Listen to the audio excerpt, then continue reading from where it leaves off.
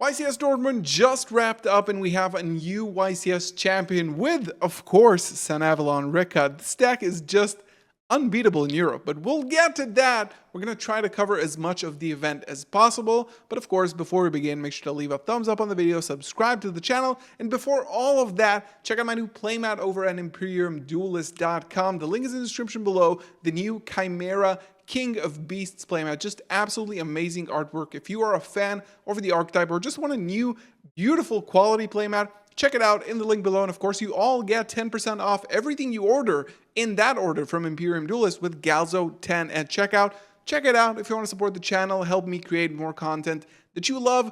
This is the breakdown. Thank you for Duel Chronicles for posting this beautiful top 64 playmat breakdown of Dortmund.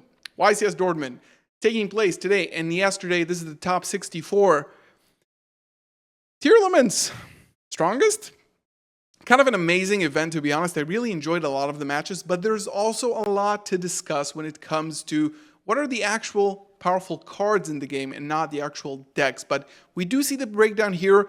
Over 2,000 players, if I'm not mistaken. Correct me in the comments if I'm wrong. But Tearlaments, first of all, super diverse top cut. Look at the breakdown here.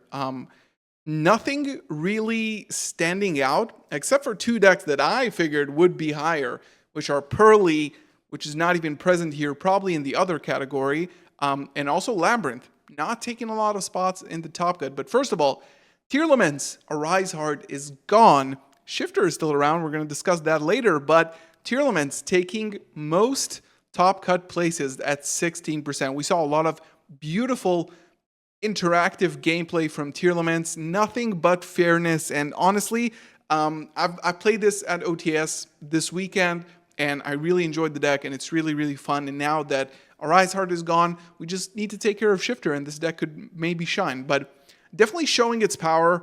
Millers, the Engine, the Dangerous package, the Destiny Hero package, of course. A lot of really, really powerful cards in a deck that is completely built on like milling the absolute nuts. Shadal Winda also taking a lot of spots with just stopping your opponent at its place.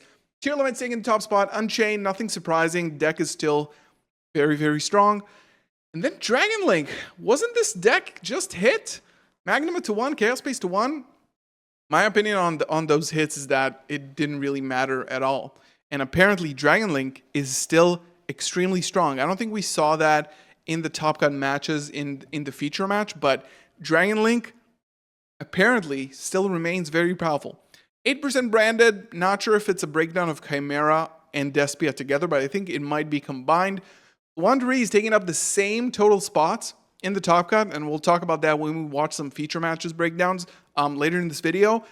Florendrees being able to play Dimension Shifter, which kills all of the 4 decks above, completely shutting down the graveyard. But not only that, just recycling Harpy's Featherstorm every single turn to just lock your opponent from playing the game entirely.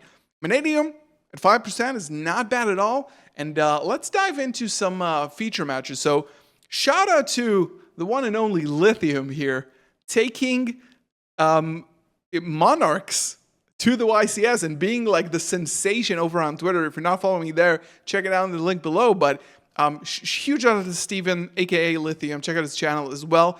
Taking Monarchs all the way to an X3 finish, which is almost top cut. Almost top cut with Monarchs.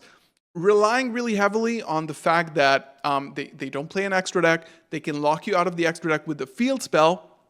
And also Vanity's Fiend, Vanity's Ruler, Fenrir, Handshake coming up here.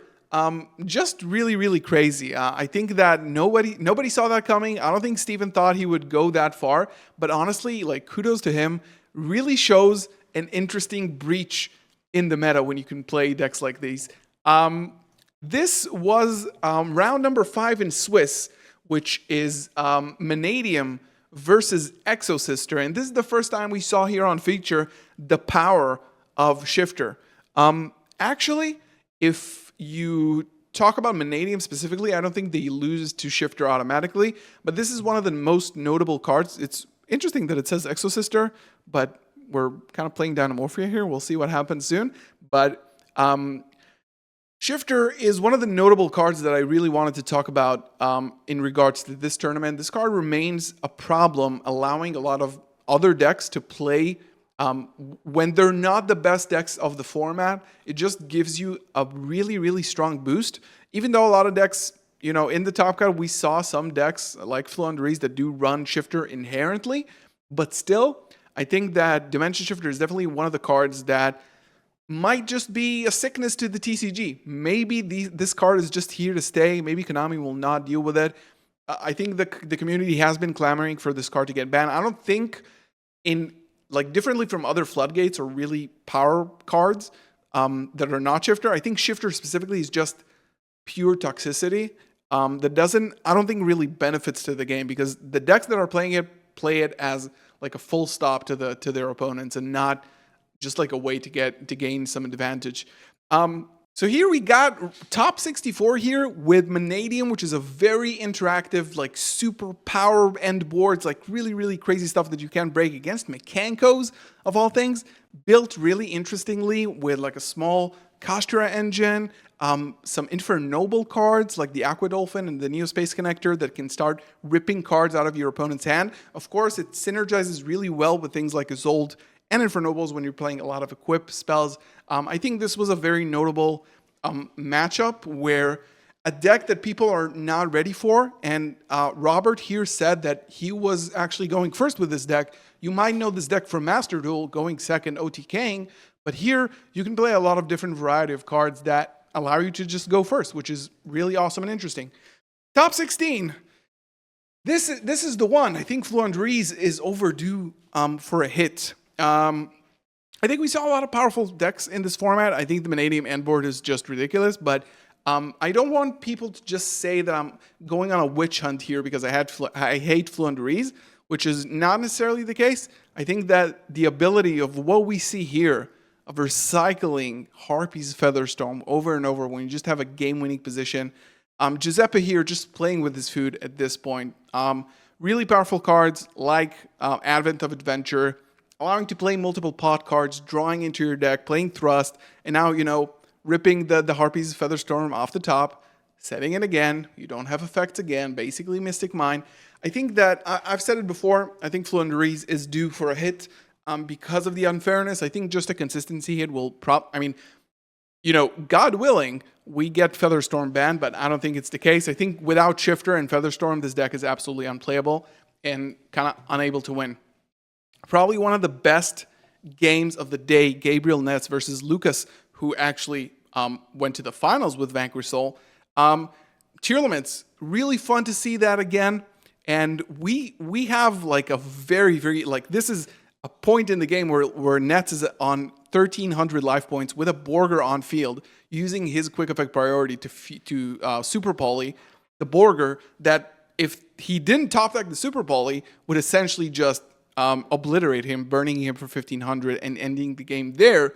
Even though Nets won, Nets ended up losing, unfortunately. I think this is one of the mills that just kind of sealed the deal, didn't really mill well here. Didn't really have resources. I think he ended up milling Havness and not having a target to fusion summon. He did face D-Barrier and Dweller from the Vanquish Soul player, which was just enough to stall enough time for a game. I think Vanquish Soul really relies on a really wide toolkit of variety cards that are just like Dweller, D-Barrier, a lot of Xyz 4 plays, just really, really strong cards. You can just stop your opponent. But it was really fun seeing Tearlaments back at it again. And then we have Rika climbing up to the finals here, and on top 4, Julius here playing the deck masterfully, I should say. Masterfully.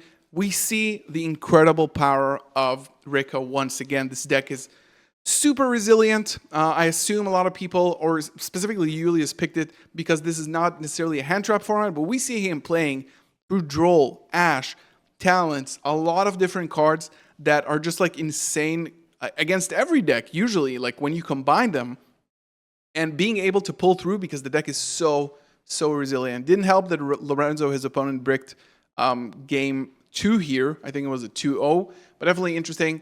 And then we have the finals here, Vanquish Soul versus Rika Sun Avalon. Rika taking it pretty decisively, even though losing game 2 to there can be only one, which is a very powerful card against this deck. A bit of misplays on Lucas's side, not firing the Zeus early enough, but this is where I want to talk about Rika. I think Rika is just extremely powerful. I think I've mentioned it before that one-card combos like this deck are just really hard to deal with. Again, super resilient, as I've said, similar to what we had with Super Heavy. One card, link one, start everything. There needs to be a hit maybe in the future. We see Rika pop up once every now and then in Euros. Maybe he doesn't need to get hit. I think the deck requires a high level of skill, and Julius played that game or that match, or like several of them that we saw, masterfully. I do want to talk about a few cards that I think were definitely notable here. Prosperity, no questions asked that this card needs to be limited. At the very least, seeing 6 cards into your deck in decks that don't really care about their extra deck as a resource is extremely powerful, because you can get 2 cards that the other cards I want to talk about, Talents, Thrust, Anti-Spell. Anti-Spell is basically, against most decks, Imperial Order without any cost. Kind of broken. And Talents and Thrust, I think these cards are just, you go full combo, then you Thrust if your opponent managed to hand trap you, even though it didn't even stop you. Just absurd. Looking at the hand with Talents, even though you full combo, just to secure that win.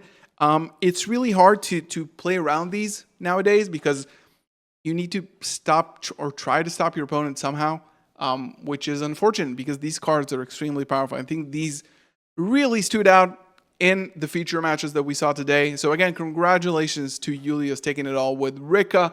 Rika, once again, shining in Euros. Let me know in the comments below, what do you think about this tournament? What are your thoughts about the current format? This is the last YCS before Age of Overlord, where everything is going to change. So check out my videos on Age of Overlord coming really soon. Again, check out the playmat in the description below, Imperial Duelist Gazo 10 for 10% off. I'll see you in the next one. Peace.